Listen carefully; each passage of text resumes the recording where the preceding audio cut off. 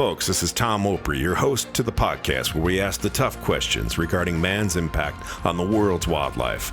Raw and unfiltered, we strive to help you fully understand the real issues at hand. Our goal, ensuring the world's wildlife and wildlife habitat exists forever.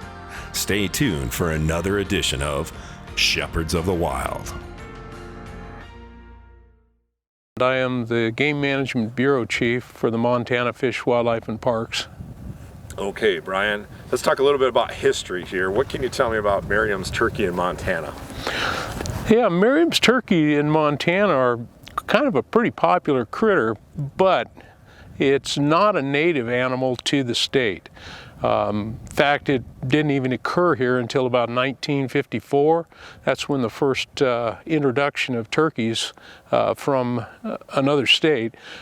We received turkeys from Colorado and from Wyoming, and in total we received less than 60 turkeys. And after those turkeys were released, they exploded. They've been doing great. And all of the subsequent releases have come from within state. All of those new populations, and those populations have been moved all across the state. Populations are probably densest and the most populous, probably in the southeastern part of the state, and it kind of starts to narrow down and reduce in size the further north and west that you get.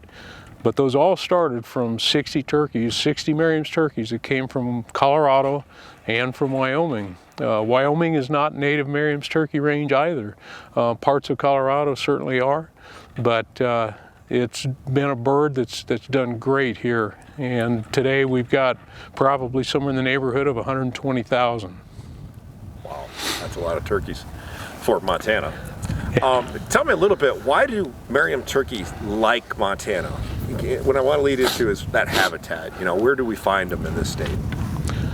Miriam's turkeys are largely a bird that is found commonly in ponderosa pine forests, and they obviously roost in those big tall trees. That's something that's very important to them. Montana has an awful lot of ponderosa pine and similar pines that turkeys can use. But Montana's got things that a lot of the native range states, Arizona for instance, we've got far more moisture, we've got more open stands, we've got a lot more food. The thing that really drives turkey populations is the stability and the diversity of the food source that's available to them through the winter months. And that's the advantage that Montana has. Those open savannas, the areas like that, just have far more diverse food sources that those birds can take advantage of during the winter months. That's a real critical time period for them. Other places that they do well is on the river drainages with cottonwoods, sycamores, and things of that nature, around the river breaks and things like that. Another just a tremendous place that really do great things for turkeys.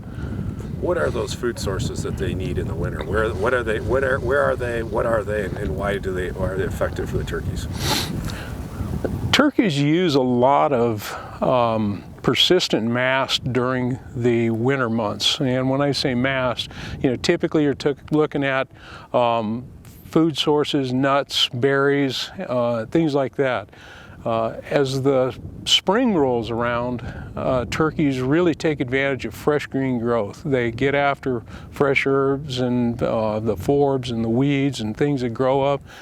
And then as they raise their young, when they start nesting in April and May, bring their clutches off in June, and at that point they're really dependent upon invertebrates, insects and things like that. So then they're looking at that grassy areas, the hillsides and things of that nature.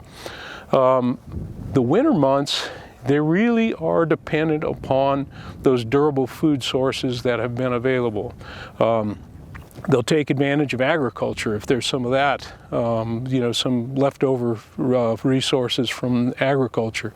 But ponderosa pine is a real a dependable producer in a lot of places, and the real advantage to ponderosa pine is that it drops seeds throughout the winter months, and so those seeds will drop across the surface of any snow, and turkeys can take advantage of that, and so that's a real advantage to them as well. But just about any persistent food source that has a hard mass, juniper berries, pinyon seeds, those types of things are the kind of thing that they look for in the winter months. That's great. Obviously in Montana there's a lot of predators. Give me a little lowdown on how difficult it is to be a Miriam's turkey in Montana. Because people hear about Montana and they hear wolves, and grizzly bears. Talk to me about predators and how do they relate to the Miriams and their survival. You're absolutely right. When people think about Montana, they always think about the diversity of the predators, and the predators are something that turkeys have spent a fair bit of their time trying to avoid. They do. They have to deal with them. But one of the things that's important about predator communities is when you have increases in certain ones, grizzly bears or wolves, for instance, a lot of times you'll see reductions in others like coyotes or foxes. They can only support so many predators at a time. And the advantage to having some of those animals, like wolves, like grizzly bears, is that they're often dependent on much larger prey. That doesn't mean they don't eat turkeys. They do. If they get an opportunity, they will. But turkeys spend a great deal of their time. They're birds. They can jump into the air and fly away from things. And they've got incredible eyesight. They're very good at avoiding predation. But predation is absolutely the leading cause of mortality for young birds. When they're early hatches, they have to deal with the hawks, the eagles, bobcats, all kinds of things like that. And so once they make it through their first year, they do far better. That's not to say that they're a long-lived animal. On average, an old turkey is going to be 3 years old. They just don't live to be that long. But they're also very productive. They have often a dozen, sometimes a little more, eggs, and after 28 days sitting on a nest, they'll usually hatch it, and when they do, they're abandon that nest within 24 hours and they're off and running. That's awesome. Now we talked about predation being a problem for survival, but Montana, a lot of people also think it's synonymous with cold weather, winter, old man winter, long winters, a lot of snow, long springs. Tell me a little bit, how does Montana's climate affect the viability of these species of turkey? Turkeys certainly have challenges associated with winter weather. Severe weather can be, very damaging to a turkey population, and it's not uncommon to see 30% of the birds may perish over the course of a winter. But it comes back to the food sources that they're trying to consume. They're actually incredibly good at insulating themselves. Their feathers are very efficient at that. They, so long as they can get access to and be able to get to the food sources, they do extremely well. It doesn't take an awful lot of calories to get them through an average day. Things that are challenging to turkeys are deep snow, because they have a hard time getting around and getting access and having to dig through that to get to some of the winter food sources. The other thing that can be very difficult for turkeys is if you have, and it doesn't have to be a deep snow, but if you have a wet snow and then cold weather that freezes that and gets a real hard surface, they have a real hard time getting through that in order to get food and water. So those are the two, probably the most critical things. The cold weather in and of itself is not that bad. Deep snow or frozen snow that they can't get through, it really makes their life challenging. So the state of Montana Fish, Wildlife and Parks is tasked with managing this non-native population of birds, a game bird we have here. Give me some idea about what are the key goals of the management, and how do you guys affect those goals? Managing gallinaceous birds in general can be somewhat different than what people classically think of when they think of game management or any kind of wildlife management in more specific terms. If you're thinking about like elk management, for instance, you've got to think about surveying, inventory, counting. How do you classify them? Looking at age structure and a whole lot of things of that nature. Gallinaceous birds, a lot of times it's hard to inventory individual animals or even individual herds. Oftentimes what we're really looking at there is really focusing on the habitat. Do we have the wildlife habitat that supports those kind of animals?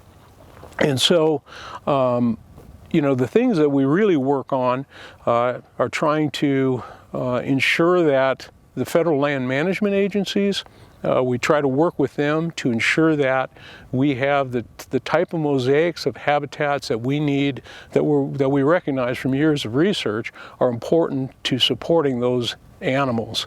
And so those are the approaches that we use primarily to benefit turkeys and other gallinaceous birds within the state of Montana.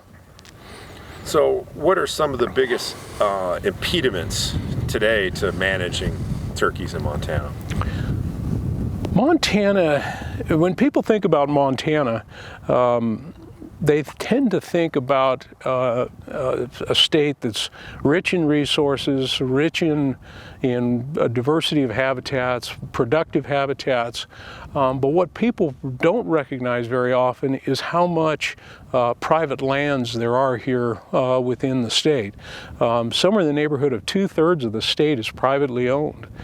And I mentioned that we've got like 120,000 turkeys. That means that we're extremely dependent upon those private lands and those private landowners to be able to provide the habitat that our wildlife needs.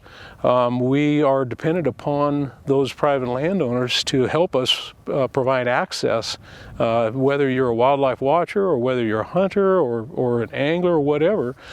Access is a huge challenge. And so a lot of people don't recognize or fail to recognize the contributions of those private landowners. It's a huge benefit to the people of Montana, the people of all over the country that come to enjoy the wildlife here. There are huge parts of the public land, and there's access to a lot of that. But just probably the biggest challenge is trying to have others understand just how complex it can be working that fine line when people are supporting the wildlife that others have to enjoy. So we talked a little bit about the numbers of turkeys that are here. I think it was 120,000, give or take, probably a few. Tell me a little bit about managing turkeys for hunters here. And how many hunters does Montana, how many hunting licenses for turkey season? I mean, you probably have, I don't know if you know that, but maybe some. Yeah, I can talk a little bit about harvests. But just a little bit about how does hunting fit into this conservation, this conserving of this species of animal? Yeah. A lot of people, don't fully appreciate what a contribution hunters and anglers provide through their hunting and angling fees, and also through their stewardship and support. I mean, the amount of volunteer time and effort, volunteer fundraising that they do. We're good. Is it okay? Well, I think an airplane around here somewhere. Yeah, that's exactly what it is. It's always something. Yeah. Out in the middle of nowhere, Montana, and there's an airplane flies over. It's happened to me. Yeah. I mean, middle of nowhere, and here comes a plane flying over, 2,000 feet. Best laid plan. You good now? Yeah, no, just back up a little bit to your corner there. You're kind of itching towards it. Yeah. So, just keep my my spot. This way I can see your logo on your hat and everything. Okay. So, all right, go ahead. Alrighty.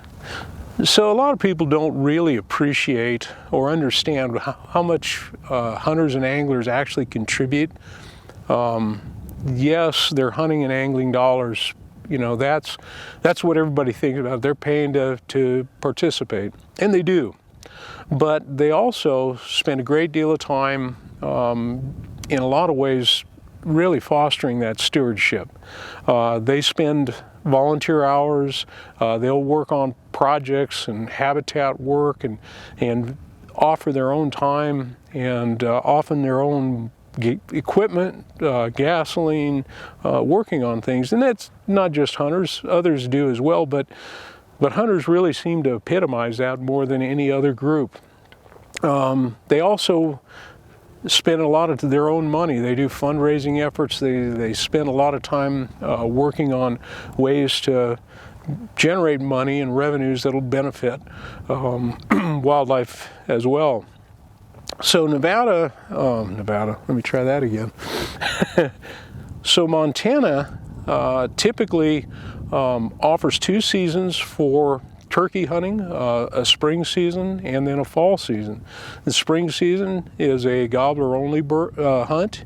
The fall is an either sex hunt. Could you just say that one more time? Just so, because you kind of, on the spring season, you kind of had a little bit of a hiccup there. Sure.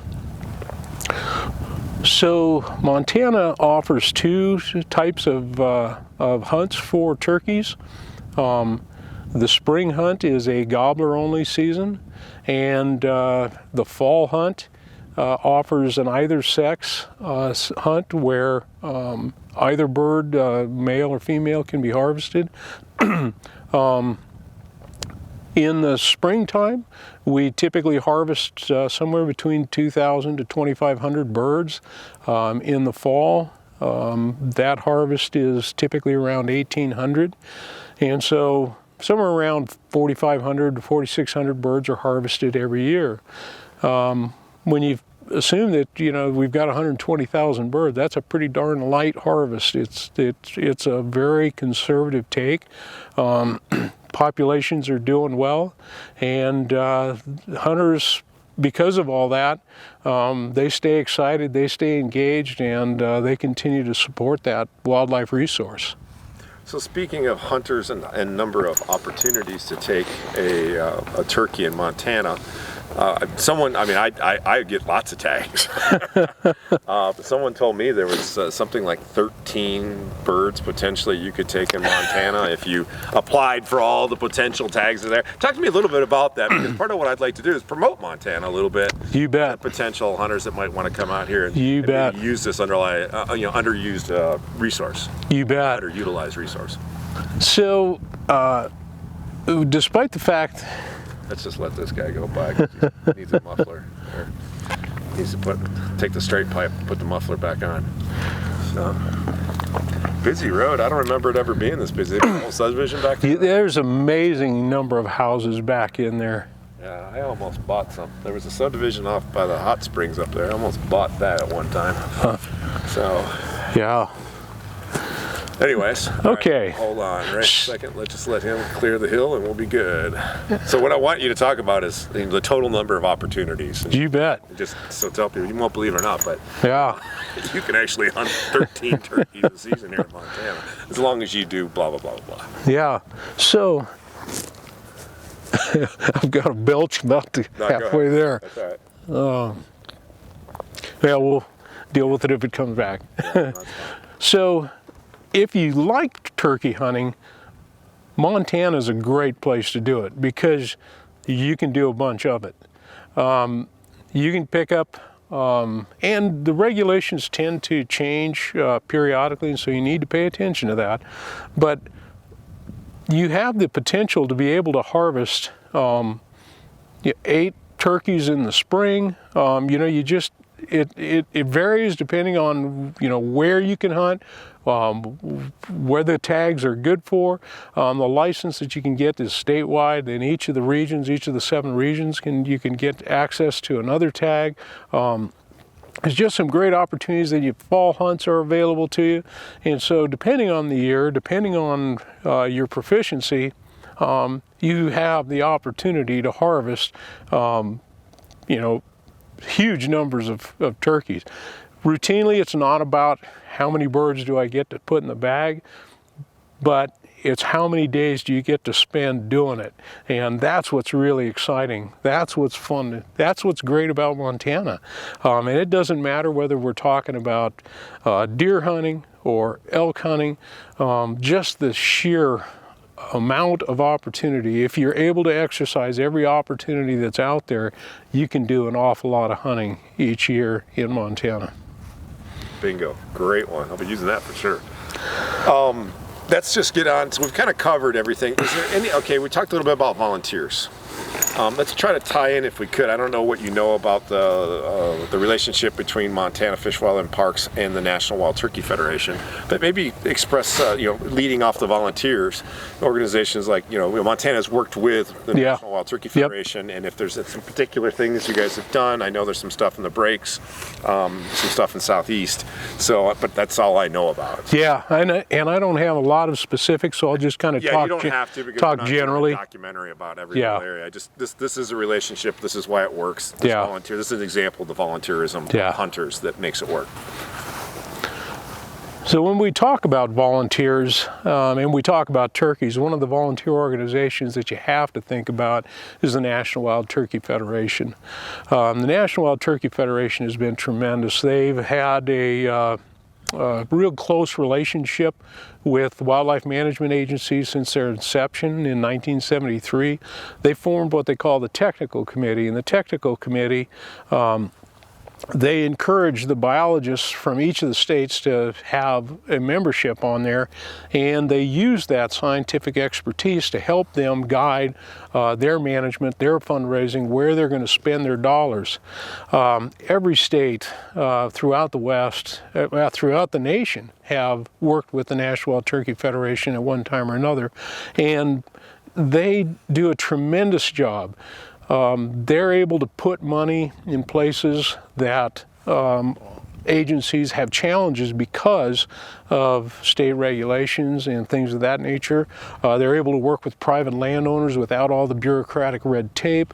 They have volunteers that they're able to put on the ground and assist with projects. The National Wild Turkey Federation is a tremendous organization working with wildlife agencies and hunters to try to make it work for everybody. And it definitely works for the wild turkey. That's awesome. Perfect. We've kind of covered the turkey now, the Merriams. We've talked about management, we've talked about volunteers, we've talked about hunting, we've talked about predators, all that stuff, food, survival.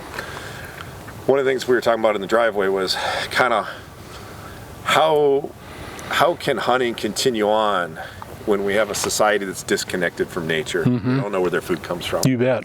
They don't understand when they see somebody holding up a couple of turkeys in their hands with a big smile, these dead birds, that this is somehow a good thing. Yeah.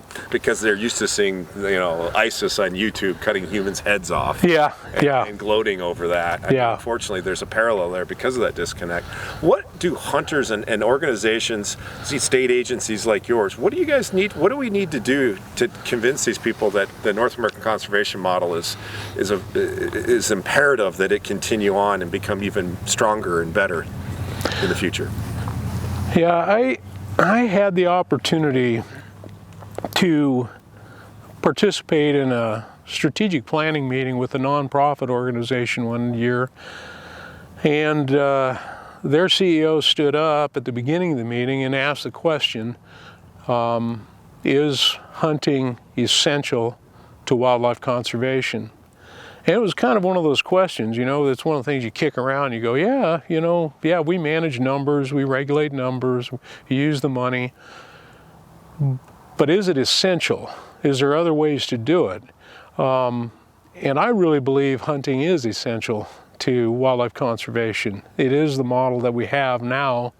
That doesn't mean that other models can't replace it at some point in the future. But right now, that's the model we have. That's how it's funded. And that's what makes wildlife relevant to people. hunters have to consider how their behavior reflects on the things that they love the most. And I fully appreciate how jubilant people can feel at the moment of a harvest. But they really need to think about, when you're going to go ahead and harvest an animal, what does that look like to somebody else? What does it look like if you post something like that on the internet or Facebook or something? What's it look like? How does that make others? And yeah, it's your right to do that, but is it the thing that you want people to see you do? We have a tendency to put bumper stickers on our vehicles, and then we need to think about what other people are seeing as we drive. How do we behave? What reflection do people get when they see a National Wild Turkey Federation bumper sticker and you've just blew by them on the freeway? You got to think about, what's it look like when you bringing a harvested animal back? If we want to leave favorable impressions on people, we really need to think about how we can tie what we love into their everyday life. And one of those ways, we call the harvest, we call it a harvest. Do we share that harvest with people? One of the things that I've noticed over the years is when you actually take a roast or a turkey breast and you share it with someone who doesn't necessarily hunt, a lot of times they really value that piece of that harvest, that piece of healthy protein that you've just shared with that individual, and they look at it and they save it for a special meal. And they often have favorable relationship, favorable recognition of what we do because we shared that special moment with them. Those are the kinds of things we need to think about, not how we can glorify what we've done, but how we can humbly share the fruits of our harvest, how we can make it something that's important to more people. It's an incredible opportunity, and it's in our hands, it's in our future, how we manage that. So you mentioned that maybe the North American conservation model might not be the model down the road, but at this point in time it is. What happens if we were to lose hunting as we know it? Let's say it was politicized and the masses voted to ban hunting. What would happen to wildlife? And what I'd like you to touch on also is what happens to the environment, the habitat, the biodiversity, the non-game species. What happens without having those $100 and those hunter volunteer efforts on the land?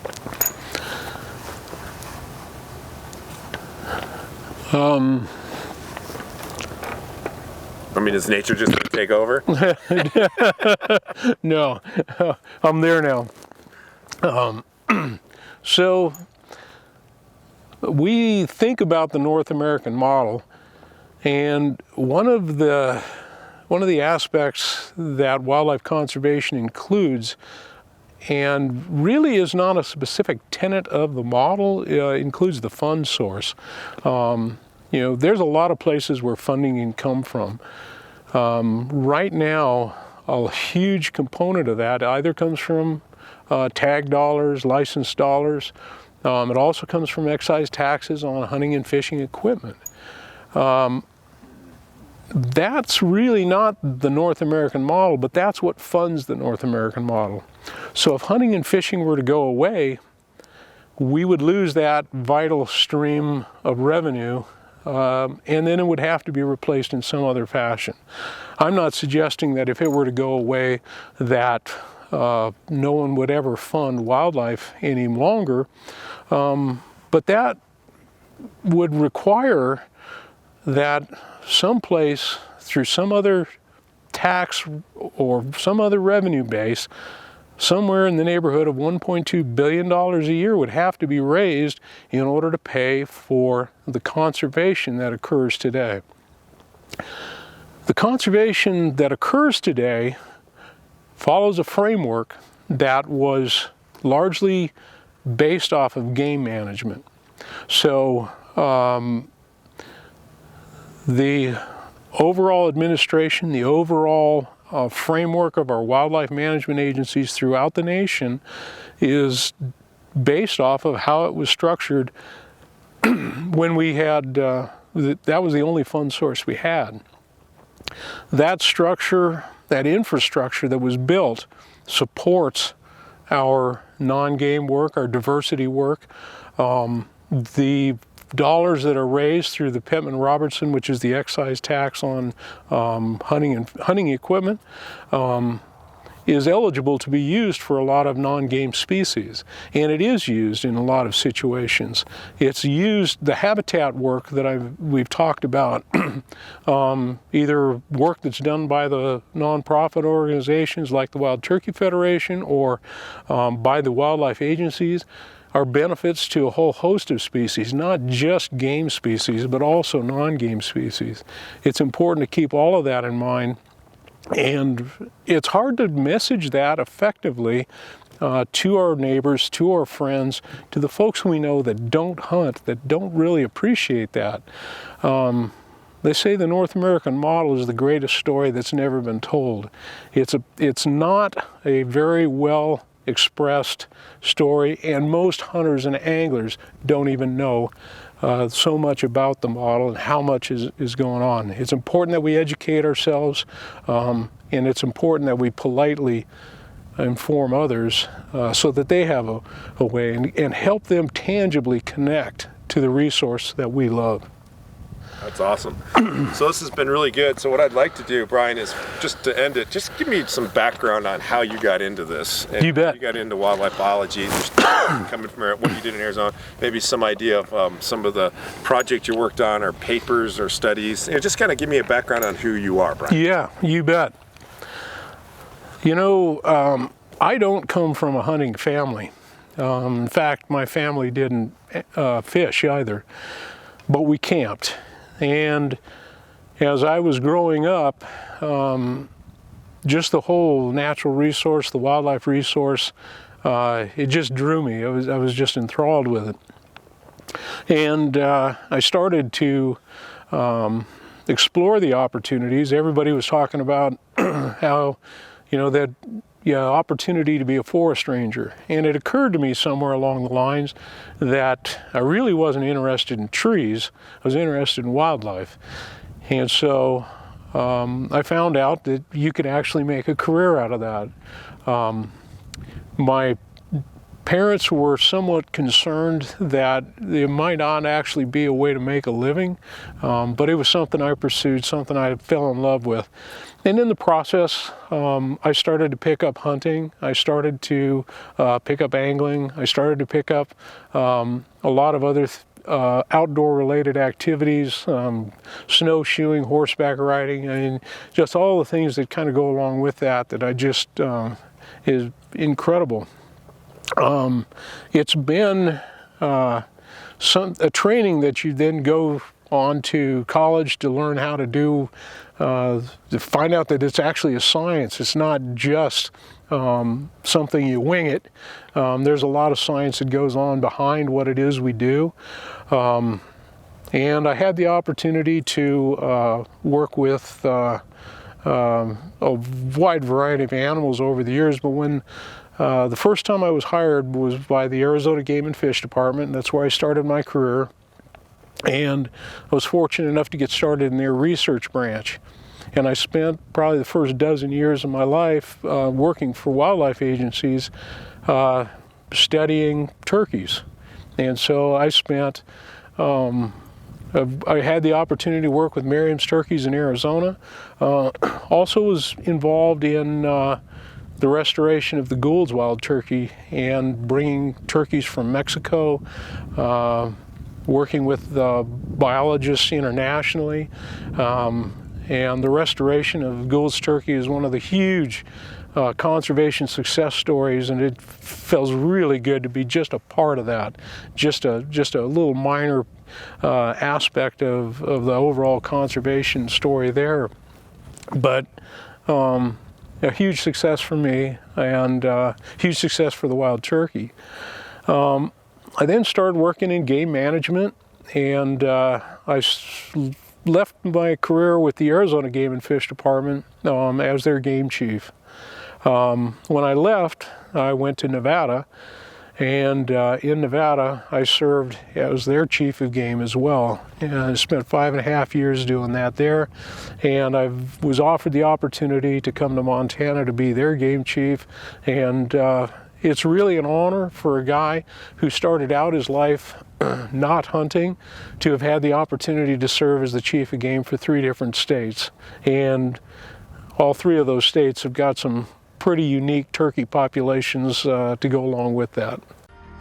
Thanks for listening. You can find this podcast wherever great podcasts live, including on the Shepherds of Wildlife Society website at shepherdsofwildlife.org. Please tell a friend, and let's save wildlife together.